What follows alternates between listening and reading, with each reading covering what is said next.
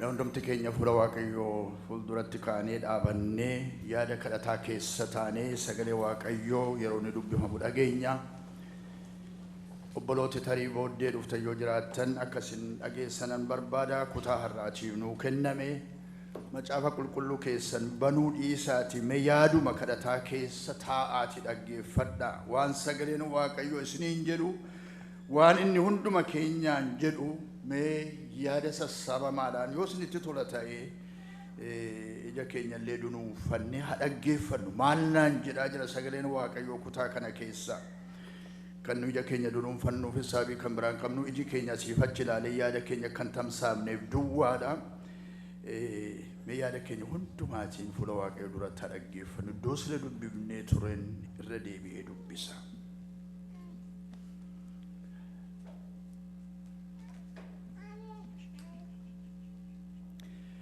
Ergasii isaan achi adeemanii kutaa biyya Galiilaa keessa darbanii Yesuus immoo namni tokkollee kana akka beeku hin barbaanne.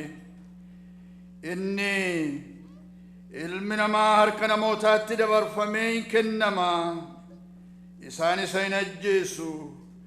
Inni garuu ajjeefamee guyyaa sadaffaattiin ka'a jedhee bartoota isaa barsiisa ture. Bartoonni garuu dubbii isaa hin hubanne. Isa gaafachuus hin sodaatanii.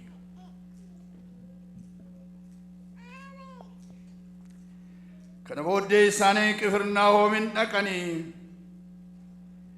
Erga mana ga'ee immoo Yesuus karaa irratti maal walii wajjinii dudubbachaa turtanii jedhee isaan gaafate.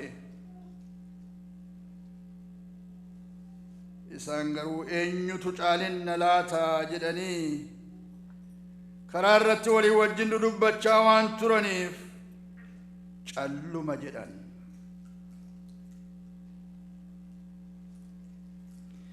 Inni erga taa'ee warra 12 ofitti waamee namni dura ta'uu barbaadu nama hundumaa booddee ta'uutu irra jira. Nama hundumaafis hojjechuutu irra jira jedhe. Yeroo sanatti inni mucaa tokko ofitti waamee isaan dura dhaabachiisee ofitti qabee saammatees bartoota isaatiin immoo mucaa akkasii tokko maqaa kootiin kan simu ana sima, kan na simu immoo isa na erge hin sima malee ana sima, ana hin simu isaaniin jedhe. Ameen. Inni nu keessaa caalu eenyu? Har'a sagaleen Waaqayyoo mata duree kana jalatti akka yaadnu nu gaafata. Eenyu inni nu keessaa caalu? Inni guddaan, inni barbaadamaan, inni beekaan, inni hundumaarra wayyu eenyu nu keessaa? Gaaffii bartootaa, gaaffii duuka buutuu Yesuus warra turanii, gaaffii warra barsiisa Yesuus, dinqii Yesuus ilaalaa turanii, dhaga'aa turanii, eenyutu caala nu keessaa? Gaaffii isaanii ture.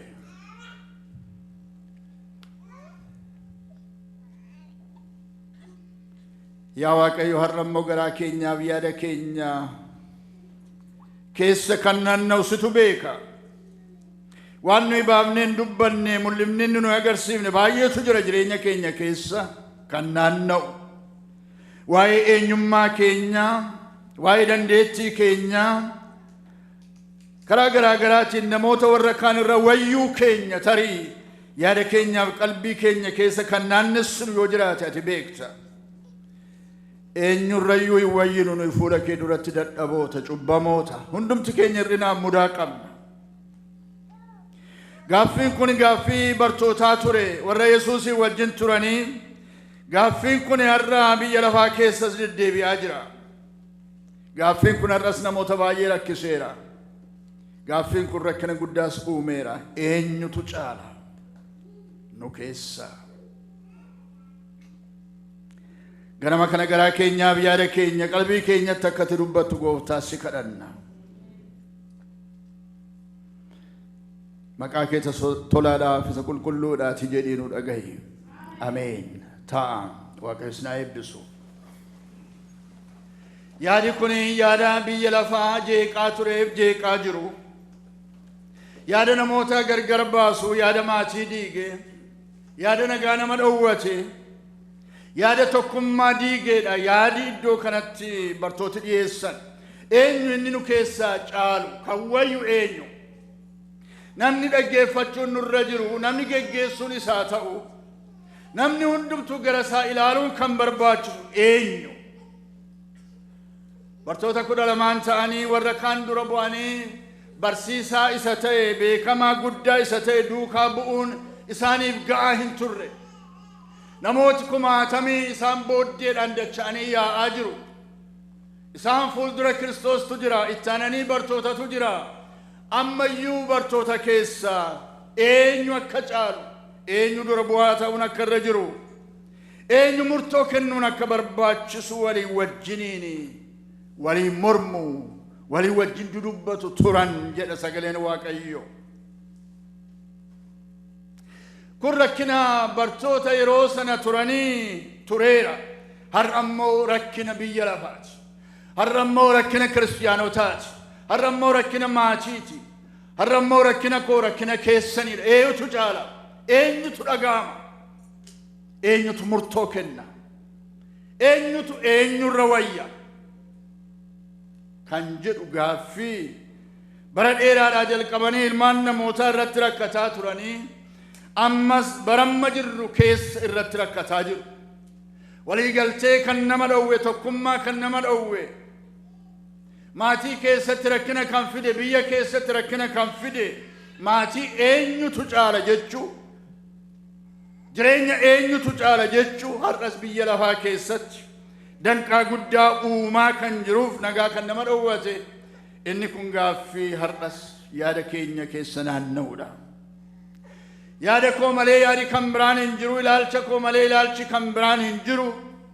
Yoon murtoo kenne malee, yoon keessa jiraadhe malee ta'uu hin danda'u. Karaan jedhe malee karaati jette hin ta'u. Inni kun har'a biyya lafaa rakkisaa jira. Gooftaan Yesuus Kiristoos isa kanaaf deebii kenna. Gooftaan Yesuus Kiristoos bara hundumaa, yeroo hundumaa gaaffii ilmaan namootaa qabatanii dhufaniif deebii kenna. Rakkina ilmaan namootaa gara isaa fidan, kan isaan itti wal'aansoo qaban, yoo mul'isanii dubbatanis, yoo garaatti yaadanis, yoo walii wajjin dudubbatu yoo ta'anis, hiikaan isaa Yesuus Kiristoos biraa dhufa. Nama biraa hin dhufu. Rakkina kana duwwaa hiike miti. Gooftaan Yesuus Kiristoos rakkina baay'ee hiikeera. Bara sana jireenya namootaa keessatti kan ka'e. Har'as kan nu ittiin geggeeffamaa jiru, kan inni lafa kaa'e, hundee inni kaa'e, kan ittiin geggeeffamnu, kan inni nuu kenne, bara sana inni dubbatame, har'as bara jireenya keenyaa keessa nu barbaachisa. Eenyu inni nu keessaa caalu?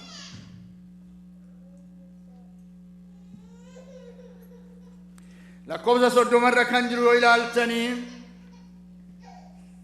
ergasii isaan achi adeemanii jedhee jalqaba. Lakkoofsi 30 kan jiru Wangeelli Maariqoos boqonnaan 9. Ergasii isaan achi adeemanii jedhee itti fufa. Erga maal ta'e booddee waan isa fuulduraa raawwatame yookiis ta'etu jira. Inni kunis kan inni irratti hundaa'e lakkoofsa 14 jalqabee amma lakkoofsa 29tti kan jiru isa irratti hundaa'e. Ergasii erga sun raawwatame booddee, erga sun ta'ee booddee, erga inni kun akkas ta'ee sana ta'ee booddee gara kana dhufanii,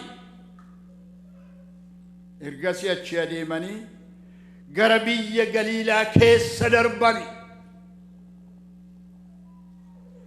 Lakkoofsa 14 amma 29tti kutaadhuma keessaati yoo ilaaltani, waa'ee nama gurri isaa duudhaaf arrabi isaa didaa, gooftaa Yesuus Kiristoos akka inni fayyise seenaa sanatu dubbatame. Abbaan mucaa ilma isaa fidee ilma koo isa hafuura didaadhaan qabame gara keetti fideera, yoo si danda'ama ta'e na gargaari ittiin jedhe. Ilma koo gara keetti fideera, tarii iddoo baay'eetti geessee dadhabeera, waan baay'ee yaalameera, amma garuu gara keettan fide. Attam namatti tola. Gara keetti fideera, yoo si danda'ama ta'e na gargaari. Yoo si danda'ama jettee jedhee gaafate gooftaa Yesuus Kiristoos. Yoo si danda'ama jettee gaafatta ilma Waaqayyo jiraata uumaa waaqaaf lafa. Yoo maaliif keessa fidde, yoo si danda'ama ta'e maaliif jette jechuudha hiikaansa. Ati hin dandeessaa na gargaari yoo inni jedhe ga'aa ture sababii ta'eef. Abbaan mucaan sunis in iyyee jedha sagalee guddaadhaan, in amantaa jennaan eeyyee nan amanaa. An amma dandeettii kootiitti nan amanaa. Hirrina amantii kootii garuu ati na gargaari. Ani nan amanaa, hirrina amantii koo dadhabbii koo ati na gargaari. Isa booddee hin fayyise sagaleen Waaqayyo akka dubbatu. Erganni fayyee booddee adeemanii dhufanii ergasii booddee ni jedhu isa kana. Gara Galiilaa keessa darbuudhaaf dhufan hojii itti fufanii. Atuu karaa adeemanii, atuu barsiisuu, atuu isaan itti dubbatu, gooftaa Yesuus Kiristoos waa'ee akeeka gara fuulduraa kaase. Akeeka gara fuulduraa yeroo inni kaasu, yeroo inni dubbatu, ilmi namaa hin qabamaa, hin fannifamaa, hin du'aa, hin owwaalamaa. Guyyaa sadaffaattis du'aa hin ka'aa yommuu inni jedhu bartootaa fi rakkoo ture. Dhaga'uun isaanitti ulfaate, dhumarratti garuu lakkoofsa isa dhumaarratti 32 bartootaaf garuu hin galle jedha. Bartoonni garuu dubbii isaa hin hubanne, isa gaafachuu garuu hin sodaataniidha. Atuu hin hubatin isaa wajjin adeemuun hin danda'amaa jechuudha. Atuu namaan galin maal akka inni jedhe, maal akka inni barbaadu, maal ta'uuf akka jiru atuu hin hubatin Kiristoosii wajjin adeemuun hin danda'ama. Kana jireenya bartootaarraa argina. Isaan wajjin adeemaa turanii, waan baay'ee ilaalaa turanii, dinqii garaa garaa arganiiru.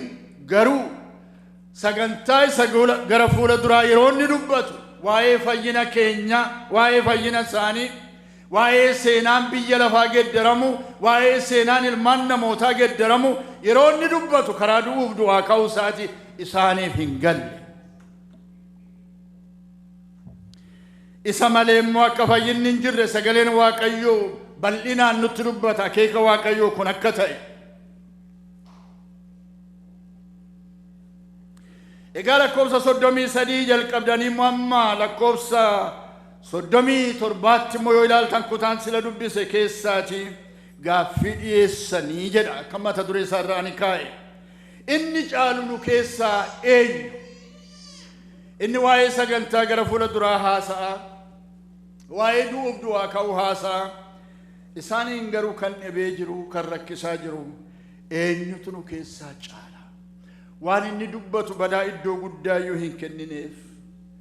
Badaa gaafachuus hin barbaanne, akkuma dhageenye gaafachuus hin sodaatani, garuu isaanii hin gallee jedha. Isatti iddoo guddaa hin kennine. Tarii yaada isaanii keessa kan naanna'aa jiru yoo jiraate, mootii beekamaan kun, mootii guddaan kun, inni fayyisaa jiru kun, inni dinqii hojjetu kun nan du'a jedha. Waan nu biratti hafu miti.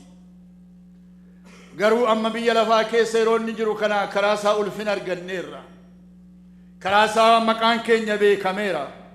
Karaa isaa namooti nu baraniiru. Waan inni hojjete argineerra, ilaalleerra, dhageenyeerra. Inni garuu nu biraa hin adeema. Yeroo inni nu biraa adeemu garuu iddoo kana eetu fudhata kan jedhan fakkaata.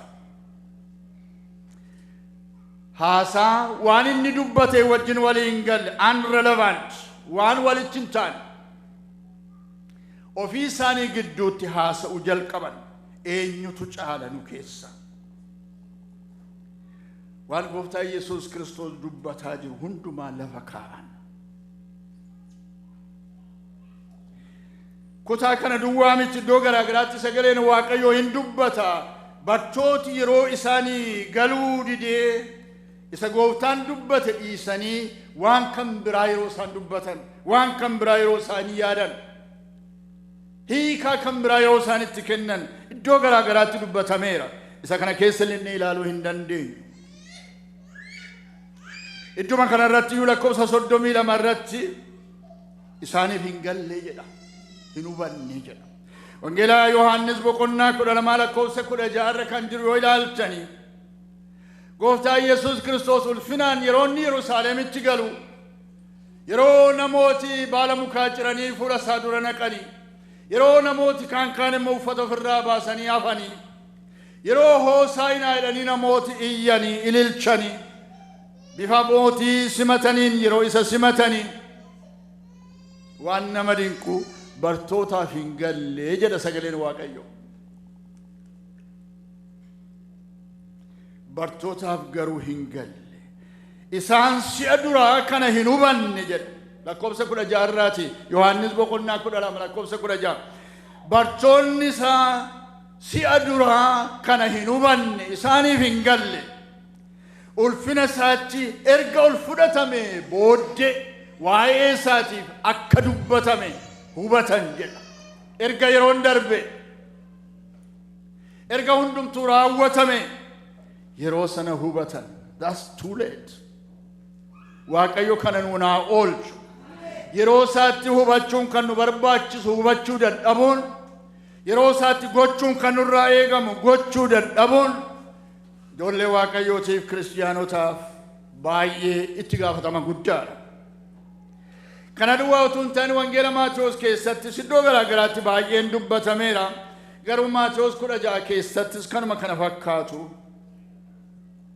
dubbataniiru bartooti boqonnaa 16 lakkoofsa 5 jalqabdanii amma lakkoofsa 7 yoo ilaaltanii barsiisa isaan barsiise isaanitti dubbate bartootatti akkuma barsiisaa jiru barsiisa inni barsiisaa ture keessaati raacatii warra Fariisotaa fi Saaduqootaa irraas of eeggadhaa yommuu isaaniin jedhu hiikaa garmalee itti kennan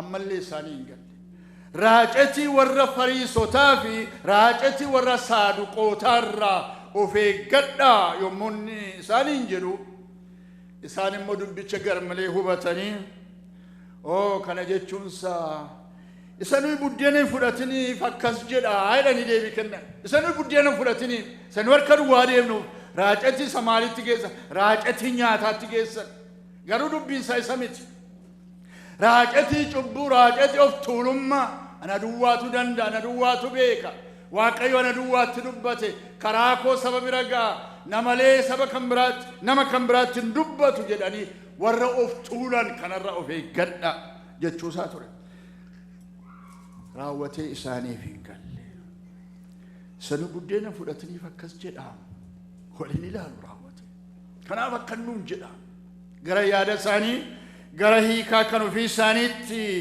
dabarsanii hiikkatan har'a nuyi attam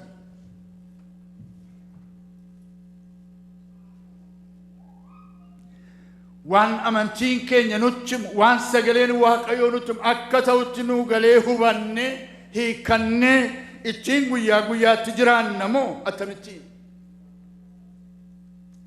yeroo sagaleen Waaqayyoo waa'ee jireenya keenya waa'ee adeemsa keenya waa'ee bultoo keenya maal ta'uu maal fakkaachuun akka irraa eegamu yeroo nutti dubbatu isa lafa keenya waan kan biraa haasofna moo attam waan haasamuun irra jiru waan jiraatamuun irra jiru akkaataa itti adeemuun barbaachisu dhiibne waan isaajjinii walitti hin taane keessa deddeebina moo attamitti jirra sagaleen Waaqayyoo kana akka of gaafannu nu godha akka waldaa kiristiyaanaa Oromootti akka saba Oromootti akka kiristiyaanota Oromoo biyya ormaa keessa jiraniitti waan nuyi godhaa jirru waan nuyi hojjetaa jirru waan nuyi jiraataa jirru dubbataa jirru Is it relevant to the message? Sagalee Waaqayyo wajjin walii galaadha. Waan sabi keenya nurraa eeguu wajjin wal fudhataadha. Waan akkaataatti biyya ormaa keessa jiraachuun nurraa eegamu wajjin wal fudhataadha. Akkinu itti deddeebinu, akkinu itti jiraan. Inni sagaleen Waaqayyoo nutti torbeetii gara torbeetti, yerootii gara yerootti wal fudhata. Moo dhageenyee kaane unrelevantii isa ta'e, waan isan ilaalle, waan isa keessa ala ta'e, waan kan biraa haasa'utti kaana, jireenya kan biraa jiraachuutti kaana. Wangeela dhaggeeffachuun, wangeela barsiisuun, wangeela lallabuun, faarfachuun, waaqessuun, kadhachuun amalataa kana nu gaafata sagaleen Waaqayyoo. Nuyi attamichi jira. Waa'ee bartootaa duwwaa hin dinqisiifannu. Maal attamittiin isaanii galuu dide kun? Attamitti isaanii galuu dide maal sammuun isaanii jechuu dandeenya ta'a. Har'a nuu galaa jira nuuf. Warra du'aa ka'uusaa argan, warra dinqiisaa argan, warra fayyisuusaa argan, warra haaressuu waldaa kiristaanaa argan, warra jireenya Kiristoos kenne keessa jiraataniif ammam nuu galaa jira. Waaqayyo jireenya keenya keessatti waan inni hojjete, waan inni agarsiise ammam ittiin deddeebina. Unrelevantii isa ta'e waan inni dubbatu wajjin isa walitti hin taane, isa walii hin galle kana yeroo isaan kaasan eenyu caala jedhanii yeroo falman kana atunni waa'ee du'a isaa himu, atunni waa'ee fannifamuu himu, atunni waa'ee du'aa ka'uu dubbatu, isa dhiisanii waa'ee jireenya biyya lafaa, waa'ee eenyu caalutti yeroo isaan deebi'an kana. Deebiin Gooftaa Yesuus Kiristoos kenne baay'ee salphaa ture. Deebii Gooftaa Yesuus Kiristoos kenne waan salphaa ture. Fakkeenya nama hojjeta, fakkeenya garbicha, fakkeenya hojjeta kana isaanii kenne. Isaan waa'ee dura ta'uu, isaan waa'ee nama guddaa ta'uu, waa'ee beekamaa ta'uu dubbatu.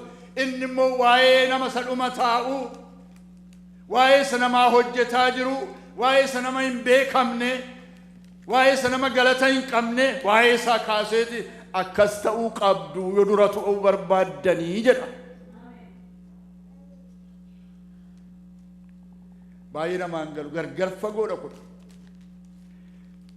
Baay'ee gargar fagoodha. Dura ta'anii mul'atanii beekamanii guddatanii inni hafee waa'ee nama hin beekamne, waa'ee isaa nama biratti hubatamaa hin ta'ini isatu caalaa yommuu jedhamu biyya lafaa keessatti namaan galu. Yaada fooniitiifis fudhatamaa miti.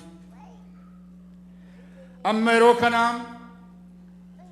baay'ee dhaggeeffannaa televizhinii keenyarraatii warri Ripaablikaan pirezidentii ta'uudhaaf isaan keessaa namooti ba'anii, namooti baay'ee walitti falmu, dibeetii godhu. Yeroo darbe dhageessaniitu torbanuma kana. Anatu caalaa kan jedhuudha dubbiin isaanii guddaan. Ana sii wayya. Abalu siif hin ta'u, ana sii wayya. Anatu biyya kana tosha, abalutu ikonoomii isaa guddisa, abalutu kana fida, anatu kana godha, anatu caala. Biyyi lafaasisu malaal dubbachuu isaatiin, abdii kennuu isaatiin dhuguma abalutu caalaa jedhee yeroo inni itti filate, yeroo inni itti rakkina keessa lixes baay'eedha. Biyya lafaa keessatti isatu beekamaadha. Himachuutu beekamaadha. Yesuus Kiristoos biratti garuu isa irraanfatametu yaadatama. Isa hin beekamnetu beekamaa ta'a. Isa beekaan taane wallaalaatu beekaa ta'a. Isa namni hin yaadannetu Waaqayyo biratti yaadatamaa ta'a. Isa namni hin waamnetu Waaqayyo biratti waamama. Kanaaf ijoollee Isseey keessa Daawiti hin yaadatamne. Daawit lafa hoolaatti suttafe. Warri bebbeekamoon, warri mimmiidhagoon, warri gurguddooti hin dhiyaatani fuula lubaa duratti. Warruma kana duwwaadhaa ijoolleen kee yaa Isseey kanuma qabdaa ijoollee jedhee gaafate garbichi Waaqayyoo lubi. Kanuma ijoolleen kee warra kana keessaa onan dhabe as keessaa hin jiranii. Bifasaanii bareedaadha. Dhaabbati isaanii namatti tola. Dandeettii qabu, hojjaa qabu, bareedina qabu. Garuu Waaqayyo isaan keessa tokko iyyuu hin filanne. Maali isee kanuma duwwaa qabdaa ijoollee ati? Mucaa tokko duwwaatu lafa tiksuutti hafe. Mucaa tokko duwwaatu hafe, inni immoo wallaalaadha, inni immoo tikeedha. Iddoo akkasiif hin yaadamu. Lafa akkasitti waamamu. Isa jedhamu kanaaf nama ta'u miti. Lakki amma mucaan sun iddoo kana dhufutti maaddiitti hin teenyu, hin nyaannu, hin dhunnu. Mucaa sana naa waamsisa. Seenaa isaa keessa deebi'ee himuun barbaachisu. Mucaan sunis Daawit yommuu dhufu isa kana innan barbaadu ka'iitii dibii jedheedha Waaqarraa sagaleen. Ka'ii dibii innan barbaadu isa kana. Dharaa ejersaa sirratti dhangalaasee mootii isa godheedha. Lafatti kaatii isa waame, lafa hin beekamne isa waame, nama hin yaadamne fuudhee nama yaadamu saba Israa'el fuulduratti. Har'a biyya lafaa keessatti, seenaa keessatti nama seenaa isa godhe, nama nuyi maqaa isaa waamnu godhe, nama hin beekamne. Amma gurguddoota obboloota isaa warra dhiyaatan fa'i jedhee atuunis hin gaafadhe. Baay'ee hin yaadattan, hunda isaanii hin yaadattan. Abalufaa jettee nama tokko lama maqaa dhooftu ta'a. Garuu isa namni irraanfate, isa maatiin irraanfate, isa Waaqayyo garuu barbaadee fide yoon isin gaafadhe mootiin Israa'el inni beekamaan eenyu yoon jedhe namni guutuun mana kana keessa taa'u beeka Daawitiin. Faarfannaa isaatiin beektu, jagnuma isaatiin beektu, lola isaatiin beektu, qalbii diddiirrannaa isaatiin beektu, gad of deebisuu isaatiin beektu. Yoon Saa'ol isa ari'atu iddoo boojuutti argatee, iddoo ajjeesuu danda'utti argatee, warri isa duukaa jiranii amma Waaqayyo harka keessa si buuseera jedhigaa ajjees yeroo isaan jedhanii lakki ani nama Waaqayyo irratti harka koo hin kaasu jedhee nama dide. Waaqayyo iddoo guddaadhaan akka inni isa ga'e. Iddoo kan biraatti yoo ilaaltanii manni Saa'olis gad deema ture jedha. Manni Daawit garuu ol ka'aa adeema ture jedha sagaleen Waaqayyo. Nama Waaqayyo waami.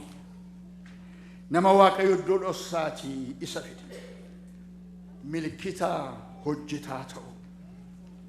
Inni lammaffaan milikkiti gooftaa Yesuus Kiristoos kenne mucaa wallaalaa, amala mucaa wallaalaa qabaachuu. The character of innocent child. Amala mucaa wallaalaa isaanitti hime. Mucaa sofitti waame isaan gidduu dhaabachiise.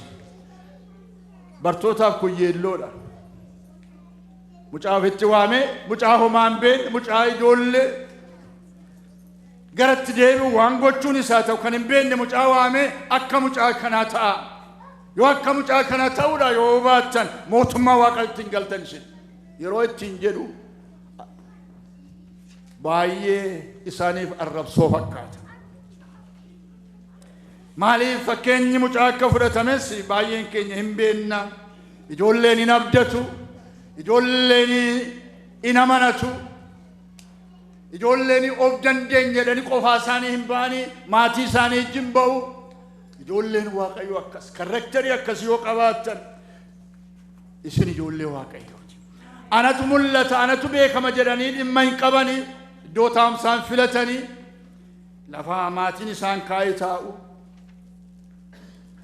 Amala akkasii ijoolleen Waaqayyo kiristiyaanota qabaachuun akka isaan irra jiru isaanitti dubbate. Namni tokko akkas jedhe. Namni beekaan tokko. A great man is always willing to be little. A great man is always willing to be a little. Maal jechuudha? Namni jabaan yookiis namni guddaan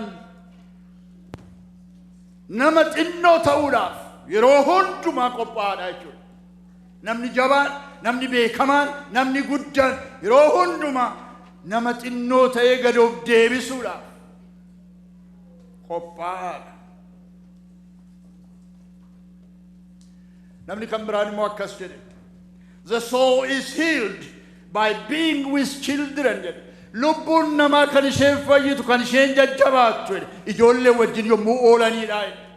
Tarii namni abdii kutatamne aaraa jiru yoo jiraate, namni garaansaa gaddee jiru yoo jiraate, ijoollee fudhate yoo bakkee bade, ijoollee wallaaloo waa'ee rakkinaa, waa'ee naaffaa, waa'ee jibbaa, waa'ee maalii homtuu kan keessan jirre fudhatee bakkee yoo bade, akka biyya kanaatti immoo gara paarkii yoo adeeme akkatti waa yaadu hin qabu, akkatti waa'ee rakkinaa yaadu hin qabu, akkatti haasaa kan biraa keessa lixu hin qabu. Mucaan sun xabiisaaf gammaduudhaaf duwwaadha yeroo isheen qabdu yookiis yeroo mucaan sun qabu. Inni isaa wajjin jirus attention isaa kanuma. Yookiin mucaa sana gammachiisu yookiin wajjin gammadu. Malee bor maal nyaannaa, maal uffannaa, kana maal ta'a, abalu kana godhi, abalu sana godhi, dhimma mucaa sanaa miti. Lubbuun namaa kan isheen fayyitu, kan isheen gammadu, kan isheen boqonnaa argattu yoo baay'ee yaaddofteetti yoo ta'e, yoo baay'ee abdii kudhatteetti yoo ta'e, mucaa wajjin yommuu ooltu hin haara'e. Gooftaan Yesuus Kiristoos isa kana kan inni kaasaa jiru. Isinii wajjin namni yommuu oolu hin haara'a. Ijoollee Waaqayyoo, ijoollee xixinnoo yoo Waaqayyoo Gooftaan Yesuus Kiristoos isinii wajjin namni yommuu oolu yaaddoo keessan lixu, abdii kutannaa keessan lixu, dhimma namaa keessan lixu. Isinii wajjin yommuu oolu namni maaltu itti dhaga'ama? Isinii wajjin yommuu deddeebi'u namni itti tolamoo, irrakkisamoo, itti ulfaatamoo, baa'aatti taanamoo attamitti hin jirra nuyi. Har'a sagaleen Waaqayyoo isa kan akka of gaafannu hunduma keenya yaadachiisa.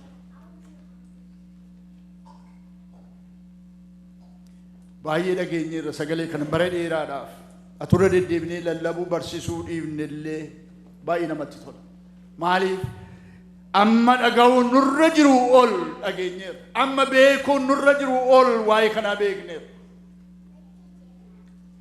Garuu waan isaa theorii duwwaadha. Sammuu keenya duwwaatti beekuu duwwaa ta'e jireenya keenya keessatti guyyaa guyyaatti akkamittiin mul'ata, akkamittiin argama, akkamittiin ofii keenya ilaalla. Fuula Waaqayyoo duratti garaa keenya, yaada keenya, qalbii keenya hundumaatiin isa kana hojiitti hiikuu akka dandeenyu isa Gooftaa Yesuus Kiristoos dubbatu kadhachuu nu barbaachisa.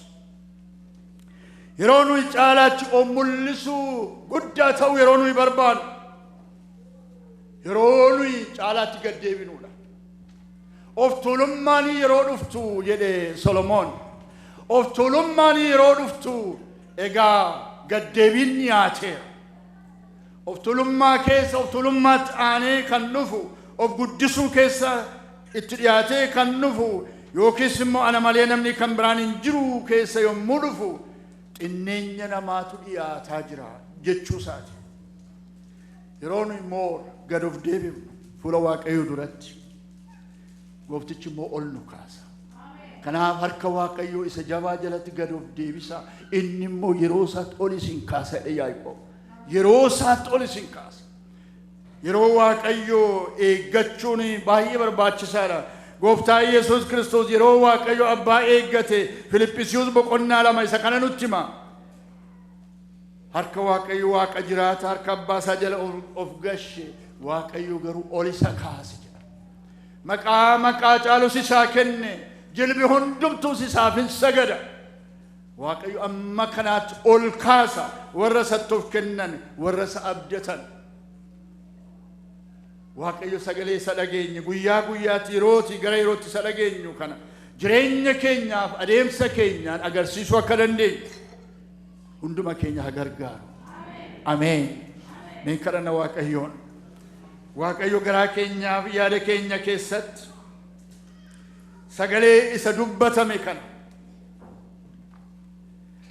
bifa mucaa qabaachuun akka nurraa jiru, bifa ijoollee qabaannee fuula Waaqayyoo duratti gad of deebifnee walii keenya tajaajilu, biyya lafaa tajaajilu akka dandeenyu Gooftaan Yesuus Kiristoos isa nutti dubbatu kana har'a jireenya keenya keessatti shaakaluu akka dandeenyu hundumti keenya mee lafa jirrutti Waaqayyoon kadhanna. Sagalee kanaan ofii keessan ilaalaa. Waa'ee nama kan biraa hin yaadinaa, waa'ee ofii keessan yaada. Anis waa'ee ofii kootiin yaada. Ani sagalee kana keessatti maalan fakkaadha? yoo akka mucaa kana gaduuf deebisuudha yoo baachan mootummaa waaqayyootti galuu hin dandeessan.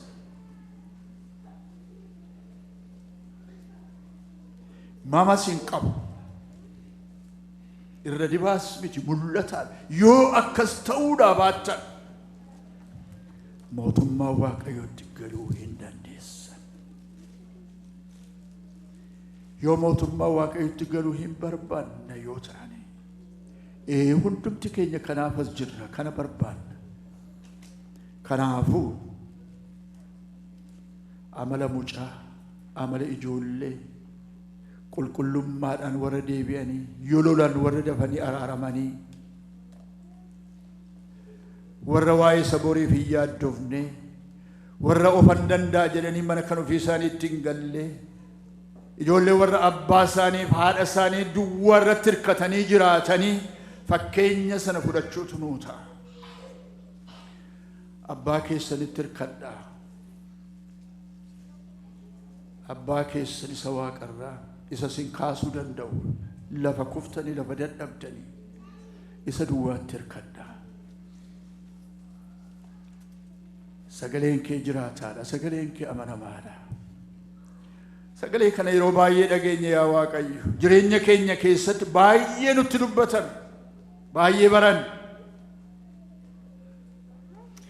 Garuu guyyaa guyyaatti jireenyi nu har'a jiraannu maal fakkaata?